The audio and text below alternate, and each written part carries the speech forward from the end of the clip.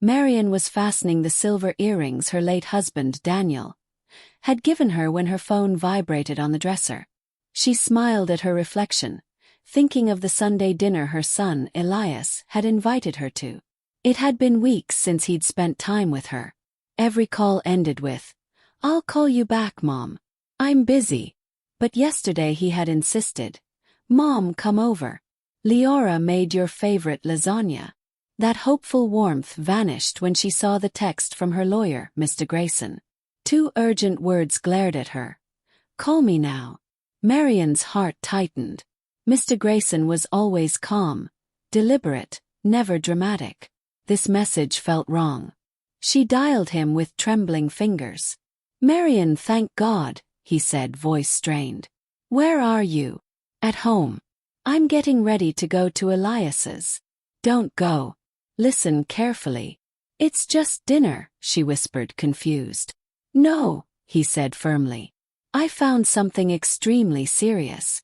I need you to come to my office immediately. Or I'll come to you." Cold fear trickled through her veins. "Grayson, you're scaring me. What's going on?" A heavy silence followed. "Marian, your house isn't yours anymore." Her knees buckled, forcing her onto the edge of the bed. "What do you mean it's not mine?" "Bought it. I worked 30 years. You signed a total property transfer 6 months ago. Elias is the legal owner now." Her breath hitched. "That's impossible. I would never." "You signed it, Marian. And there's more. I can't tell you over the phone." She stared at the blue dress on the floor. Then realization hit her like ice water.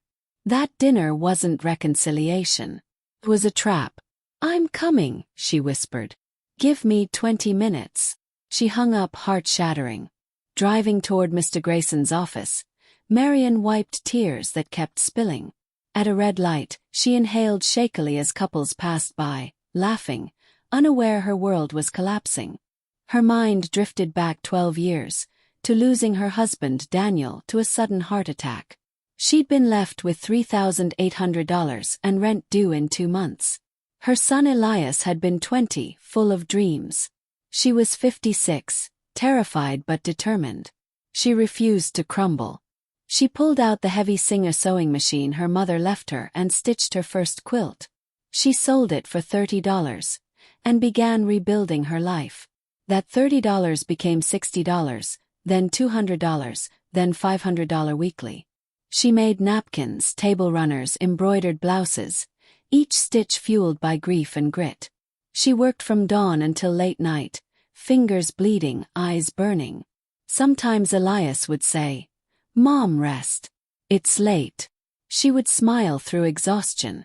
"I want you to finish college, son. That's why I'm working." 5 years later, she opened a small studio with 3 employees. Her work appeared in boutique shops, tourists paying hundreds for her wall hangings. Her wrinkled, calloused hands stitched a future she could finally breathe in. At 63, she bought her dream home, a modest 2-story place with a tiny garden. She paid $550,000 in cash. The closing attorney handed her the keys, and she cried like a child. That night she had called Elias. "Son, we finally have our own house. We'll never depend on anyone again." He came with sparkling cider, sat on the floor beside her, and toasted. "Mom, you're the strongest woman I know." She carried those words in her heart for years. Her savings grew too. $82,000 stored safely as her retirement cushion. Life finally felt secure. When Marian parked outside Grayson's office, she saw her reflection in the mirror. Smeared mascara, swollen eyes, messy hair. But beneath that was something deeper. Fear. Fear that everything she'd built with bleeding fingers had been stolen by the very people she trusted. She stepped inside. Mr. Grayson greeted her with a tense expression. "Marian, sit. Please." He handed her a glass of water. Before opening the folder, he said quietly, "Before I explain anything, I need you to know where all of this started." Marian exhaled shakily. "It began 3 years ago, when Liora entered your lives. 3 years earlier, Elias had walked into Marian's house with a woman holding his hand. Liora was slim, polished, confident, dressed in a pearl-white pantsuit, perfume filling the air like a declaration. "Mom, this is Liora," Elias announced proudly. Liora extended a cold, polite hand. "Mrs. Archer, a pleasure." Marian liked her. Maybe because Elias finally looked happy again. Liora was successful, articulate, seemingly grounded. But Marian didn't know that Liora's interest was not in her son's heart, but in Marian's lifetime of sacrifice. The first cracks appeared subtly, wrapped in smiles and faux kindness. Liora would bring expensive French pastries every Sunday, barely tasting them. "I'm watching my figure," she'd say with a tight smile. Then came the first remark. "Mrs. Archer, your house has potential. With a remodel, it could double in value. Maybe replace this vintage furniture with something more modern." Marian forced a smile. "I like them. They have stories." "Of course," Liora replied, brushing her sleek hair. "But sometimes the past keeps us from growing, don't you think?" Elias said nothing. Marian felt a seed of discomfort, but she shoved it aside. For Elias's sake. Another Sunday, while Marian stirred beef stew, Liora leaned against the counter. "Mrs. Archer, do you have a structured retirement plan?" "I have savings. And my business does well." Liora nodded slowly. "But what about when your hands fail you? When you can't work anymore?" Marian swallowed hard. It was a fear she carried privately, whispered in sleepless nights. Hearing it from Liora felt like a wound. "That's why I save," she said quietly. "Of course," Liora said sweetly. "But you know what's smarter? Putting this house in Elias's name now. For tax benefits." A chill crawled over Marian's skin. A month later, Elias and Liora announced their engagement.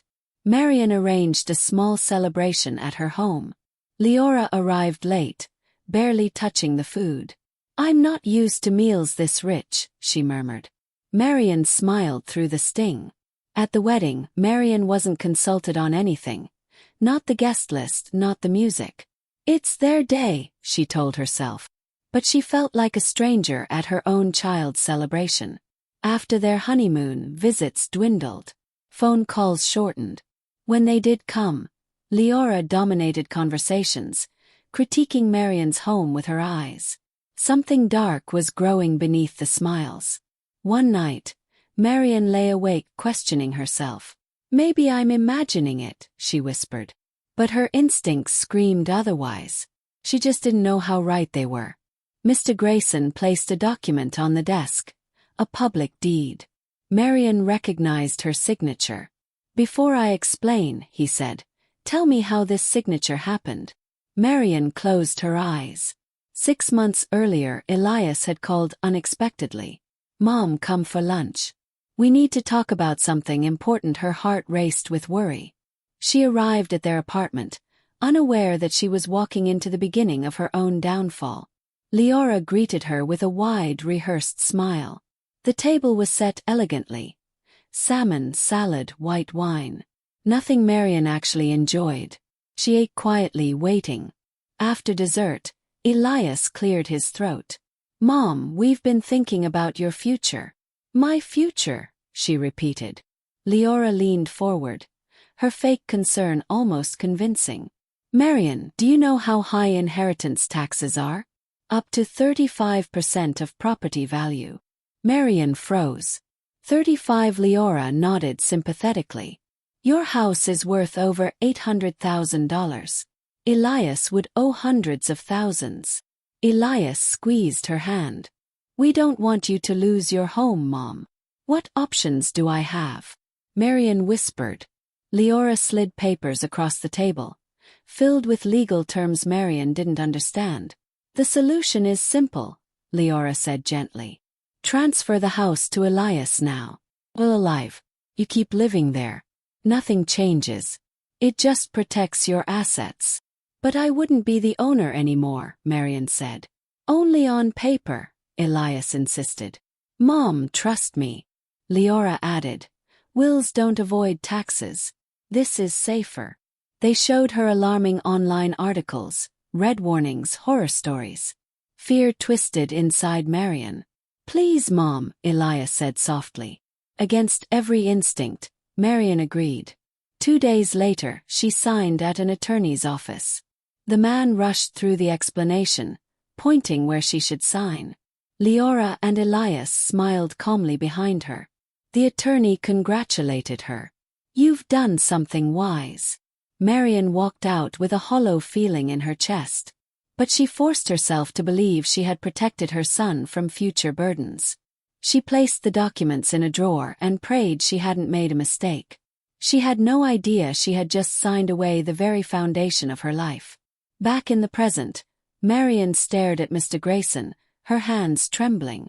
"What you signed," he said slowly, "was not protection. It was a total, irreversible transfer. Elias is the sole owner. If he wants to sell the house, evict you, mortgage it.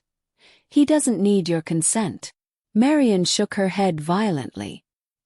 "He promised, he told me." "They lied, Marian," Grayson said bluntly. He pulled out another document. 3 months ago, Elias applied for a home equity loan, using your house as collateral. "How much?" she whispered. $190,000. Her breath vanished. "They put my house in debt." "Yes. And if they don't pay, the bank takes it." Marian clutched her chest. "That's not all," Grayson said. He showed her his phone, screenshots of text messages. "These were forwarded to me anonymously. Read them." Marian read the exchange between Liora and a friend. "We're almost rid of the burden. The old woman signed everything. We just need to get her out so we can remodel. My son says we'll move her to a care facility. Asterisk. She's served her purpose." Marian dropped the phone, sobbing. Her world crumbled. Her son, the child she raised alone, the boy she fed when she barely had enough, the young man she worked until her fingers bled to support, had betrayed her for money. Mr. Grayson quietly placed tea before her, but her hands shook too much to hold it. When she finally spoke, her voice was barely recognizable. How did you find all this?" He sighed heavily. "A colleague at the public registry noticed suspicious movements. A transfer followed immediately by a mortgage. That's unusual." "Why?" "Because it contradicts the idea of protecting an asset." Grayson opened another folder. "I investigated. The loan wasn't for home improvements or emergencies. It was a cash-out loan." Marian felt sick. Meaning they can use the money for anything. Cars, vacations, investments. Anything. Her stomach twisted. "They took my home for spending money?" Grayson nodded gravely. "And Marian, I'm afraid there's more. A lot more." She pressed her shaking hands together. "What else could there possibly be?" Grayson hesitated, his jaw tightening. "Their plan for you didn't end with the house transfer." Marian's voice cracked. "What do you mean?" Grayson held her gaze. "Their next step was to remove you from the house permanently. They were preparing legal documents to declare you unfit to live alone." Marian recoiled. "Unfit? I run a business. Drive. They don't care," he said softly. "Their goal is full control of the property. With you out, they can sell or remodel it freely." Marian covered her mouth, trembling. Her son. Her only child. He hadn't just taken her house. He had planned to erase her from her own life. Marian's breathing turned shallow as she tried to process Grayson's words. "But why? Why would Elias do this to me?" Grayson sighed. "I can only guess. Financial pressure. Influence from Liora. Greed." Marian felt her heart tearing. "I raised him better than this." "I know," Grayson replied softly. "But people change. Especially when someone else whispers in their ear." Marian wiped her face with trembling fingers. "What do I do now?" Grayson leaned forward. "First, you don't go to their house. That dinner invitation was planned. They needed you out so the transfer couldn't be contested." Marian shivered. Grayson opened another folder. They even scheduled a meeting with a contractor for next week. They planned to begin renovations right after they moved you out. Marian pressed a hand to her forehead. I can't believe this. They were waiting for me to walk into their trap. He nodded. If you had gone today, you might have signed other documents without realizing. They're desperate to finalize everything. Marian whispered. My own son, setting me up like a stranger. Grayson's voice softened. Marian, you are not powerless. You still have legal options. But you need to stay calm and act wisely. He slid a paper toward her. This is the timeline of everything they've done. Transfers, bank transactions, loan approvals. Marian stared at the dates. Each one felt like a knife. 6 months ago. I trusted him, she murmured. I trusted them both. Grayson nodded. I know. And they used that trust. Marian looked up sharply. Can the transfer be reversed? Grayson hesitated. It will be difficult. They created a trail that makes it look like you willingly gifted the property. But deception changes things. Fraud changes things. Marian's grip tightened. I'll fight. I'm not giving up. Grayson gave her a long, steady look. Then we begin today. But you must be prepared. This won't be easy. Elias and Liora won't step aside quietly. Marian's voice grew stronger. Let them fight. I'm fighting too. He nodded approvingly. Good. Your first step is documenting everything you remember. Every conversation, every detail. Marian exhaled shakily. I can do that. And Marian, he added gently, you cannot contact Elias or Liora. Not yet. She swallowed hard. I won't. Driving home later, her hands gripped the wheel tightly as she whispered to herself. They won't destroy me. Not this time. When she reached home, Marian paused outside the front door. The house looked different now, like a wounded friend. She touched the doorframe softly. They won't take you from me inside. The familiar smell of lavender polish and old oak steadied her. She made tea she couldn't drink. Pacing the living room, a memory surfaced. Elias as a boy, running through the hallway with paint on his hands, laughing freely. She had washed those tiny hands, kissed his scraped knees. How did we end up here? She whispered. The house answered her with silence. Marian sat down and began writing. She wrote for hours. Every small detail, every conversation, every warning she ignored. Her handwriting wobbled as she wrote Liora's words. Putting the house in Elias's name is smarter. She wrote Elias's words too. Mom, trust me. She had trusted. Her phone buzzed suddenly. Elias was calling. Marian stared at the screen but didn't answer. A moment later a message came. Mom, are you still coming? Dinner's getting cold. A second message followed from Liora. Marian, please hurry. We need to discuss something important. Marian deleted both messages. The trap was already exposed the next morning. Grayson called. Marian, I need you to come to the office again. Something new came up. Her stomach tightened. Is it bad? It's significant. Just come. When she arrived, he handed her a printed email. It's from the bank, he explained. They froze part of the loan because Elias and Liora failed an income verification step. Marian frowned. Meaning they're in financial trouble. Deep trouble. That loan was their only way out. Marian felt a cold wave wash over her. So they took my house, because they were drowning. Grayson nodded slowly. Grayson continued. If we act fast, we can request an emergency injunction.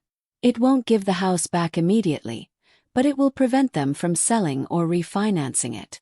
Marian clasped her hands together. Do it. Please. I already started the paperwork, he replied. She blinked. You did. You deserved someone fighting for you, he said simply. For the first time in days, Marian felt a spark of hope. What happens next?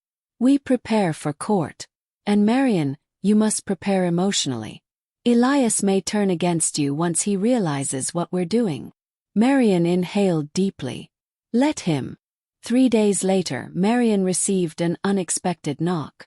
She opened the door cautiously. Elias stood there, face tense. "Mom, why haven't you answered my calls?" he demanded. Marian kept her voice steady. "I've been busy." "Busy?" he scoffed. "We made dinner for you." Liora was upset. Marian stepped back slightly. "Elias, we need to talk." He frowned. "About what?" "About my house." His expression flickered. Guilt, anger, then indifference. "Mom, please don't start this. You signed it willingly. We were helping you." Marian felt her pulse hammer, but she lifted her chin. "No, Elias. You lied." Elias's jaw clenched. Liora explained everything. "You were worried about taxes." "I wasn't worried," she snapped softly. "You made me worried." He rolled his eyes. "Mom, don't be dramatic." Those words sliced into her. "Why did you take a loan against my house?" Elias froze. Then he answered too quickly. "It was temporary. We had plans." "Yes," Marian whispered. "Plans to send me away." His face went pale. "What?" "I know everything, Elias." He swallowed hard. "Who told you?" "Does it matter?" He looked away, jaw trembling. Then he murmured, "You weren't supposed to find out yet." Marian steadied herself. "Why, Elias? Why would you do this to me?" He ran a hand through his hair, pacing. "You don't understand. We're struggling. Liora's job cut her hours. My company changed my position. We have debts, Mom. Serious ones. So you stole my home." "I didn't steal it," he snapped. "You gave it to me." "I trusted you," Marian whispered. Elias's eyes filled with frustration. "We just needed the loan to get back on our feet. Once things got better, we'd help you, Mom." Marian felt her heart breaking anew. "You planned to institutionalize me, Elias." He stopped cold. "What? That's not, Mom, listen. I read the messages." His shoulders slumped as the truth shattered whatever excuses he had left. "That wasn't my idea," he muttered weakly. "Liora said it was the only way. She said you'd be safer." "Safer?" Marian's voice cracked. "In a facility. Away from my own home." Elias avoided her eyes. Marian's tears flowed freely now. "I sacrificed everything for you. I worked until my hands bled so you could have a future. And you sold mine." He whispered, "I'm sorry, Mom." But the words sounded empty. Marian stepped back from the door. "You need to leave." Elias frowned. "Mom." "Leave," she repeated, voice trembling but firm. He hesitated, hurt flickering in his eyes, but then anger twisted his expression. "You're letting Grayson manipulate you," he said sharply. "He wants your money." Marian stared at him. "I have no money left. You took it." Elias opened his mouth, then closed it again. "Mom, if you fight this, things will get ugly." Marian straightened her spine. "They're already ugly." He exhaled harshly and left without another word. The door clicked shut like a final betrayal. The silence afterward felt heavy, suffocating. Marian sat down slowly, her hands trembling. She whispered to herself.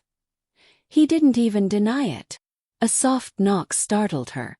She opened the door cautiously. It was her neighbor, Mrs. Patel. "Marian, dear, are you all right?"